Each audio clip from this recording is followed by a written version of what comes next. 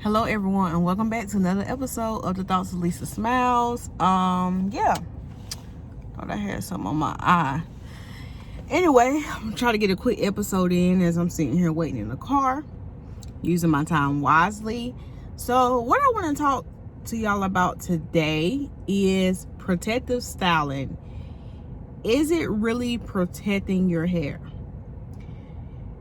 I don't know if y'all know this, but sometimes protective styles can actually cause more damage to your hair.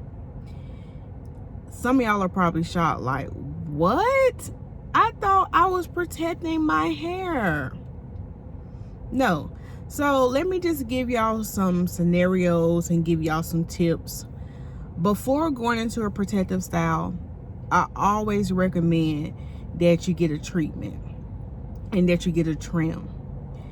More than likely because some people do not wash their protective styles. They neglect their hair underneath. And your hair, your natural hair is going to be rubbing up against this synthetic hair. The synthetic hair has all kind of like,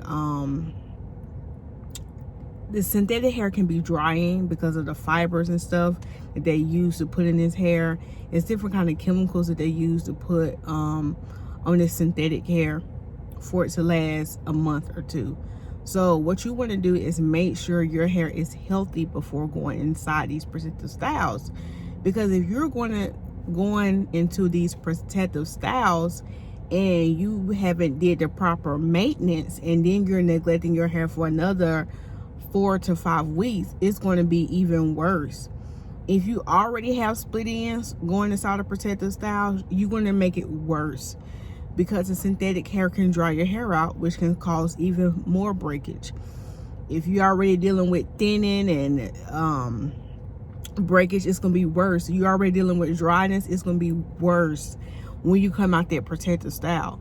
So as a licensed professional that I am, natural hair specialist, I always recommend my clients, before you go get braids, make sure you book. I have a service that's called Treat and Go, and what this service entails is a good detoxing shampoo, because you want to start off with a clean slate, and then I have like a stimulating shampoo that I use to actually stimulate the scalp, help with dry scalp and dryness, give you that nice cool tingly sensation.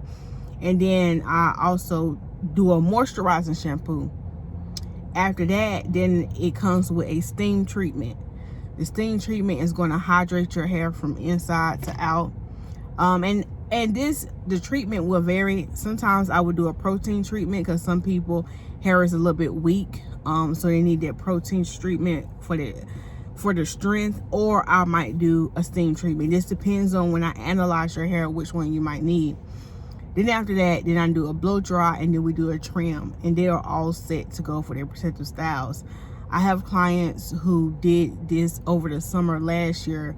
Before their protective styles, they came and got the Treat and Go, and when they took out their protective styles, they noticed a big difference. Like, Lisa, I'm so glad we did this before I did my protective styles. Even if you're a person and you like to wear wigs, I'll recommend that you come in between, either every 2 weeks, or some people even do once a week while wearing wigs. They come and book this service, and they notice a tremendous difference in their hair.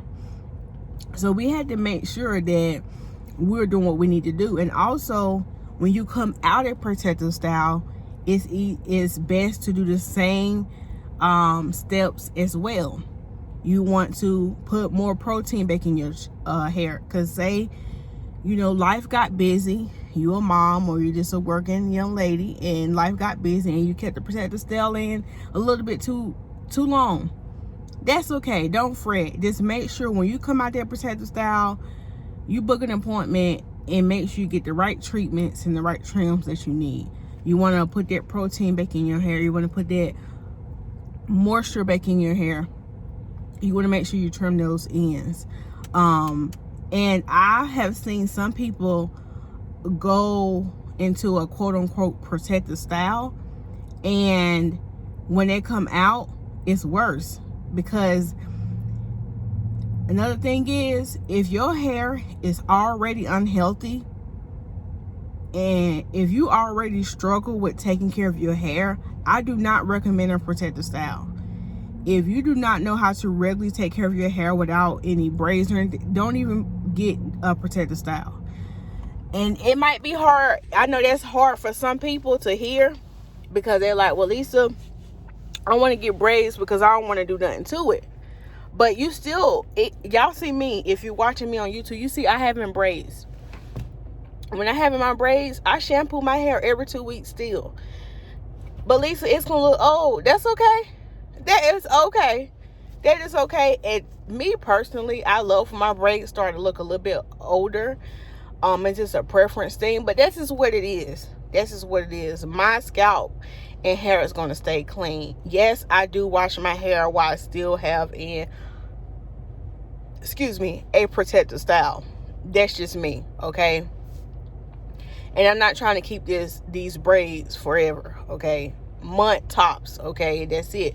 But I'm going to shampoo my hair every 2 weeks.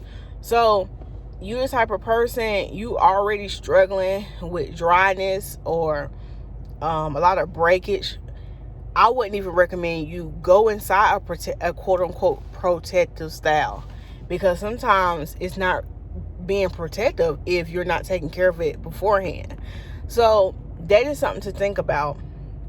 And you have to make sure your hair is healthy before you go inside a protective style. So if that means, some people, I build their hair up until they can go into protective style. I had a client who came in the last year, and her hair was a little bit weak. Her hair was weak, and she wanted braids, and she wanted color, and she wanted this. And I said, well, you need to wait. Let's build your hair up. Let's get it back, bring it back to health, and then maybe, later on the year, you can get those braids. And that's what we end up doing. We made sure she came in every 2 weeks. We did treatments and trims and just kept it healthy, and she was good to go. And I seen a big difference when she came out her braids. It was still healthy because we built her hair up. So those are some things to take into consideration.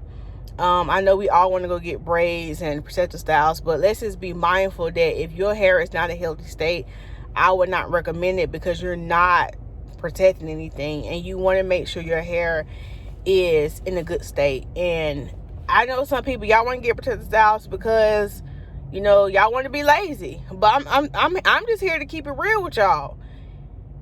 Healthy hair takes work. If you want to lose weight and you want to have a healthy body, it takes work. It's not easy.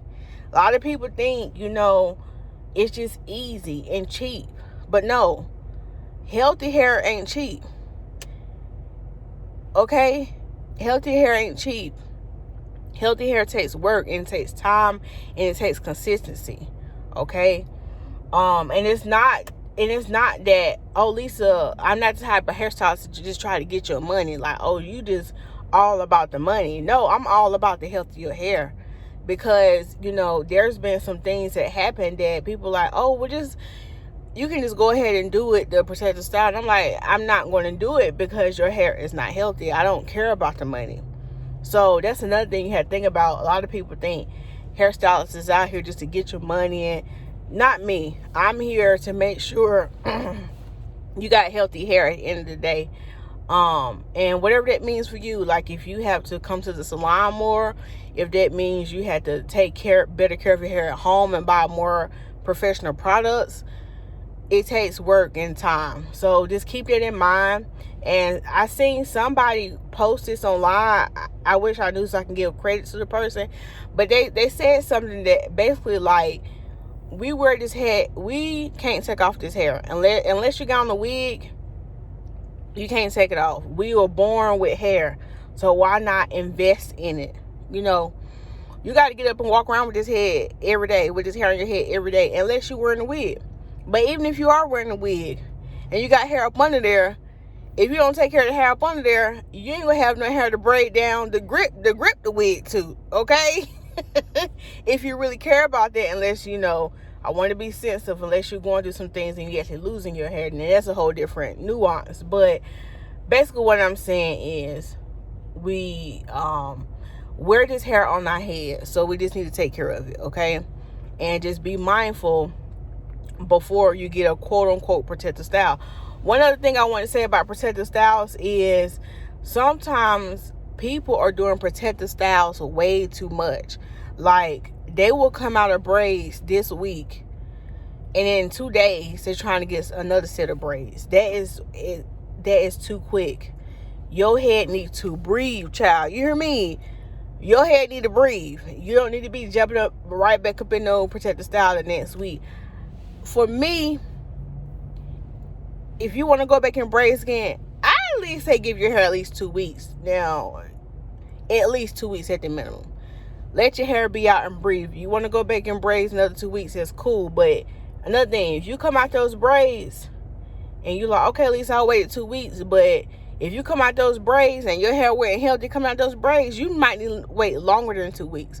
So really the 2 week mark is if you keep up with your hair and everything, you have your hair out for 2 weeks and it's healthy and you did what you had to do, cool beans. But you know your hair ain't healthy, you might want to chill. That's if you care about healthy hair. If you don't care about healthy hair and you just want your hair to look good at all times, this ain't the video for you, okay? I'm all about healthy hair and all that. So anyway, hope this video helped and it gives y'all some clarity as far as protective styles. Don't forget this weekend on Sunday, January the 31st, I will be having the second block of my natural hair series. We will be covering how to properly shampoo and condition and detangle your hair at home.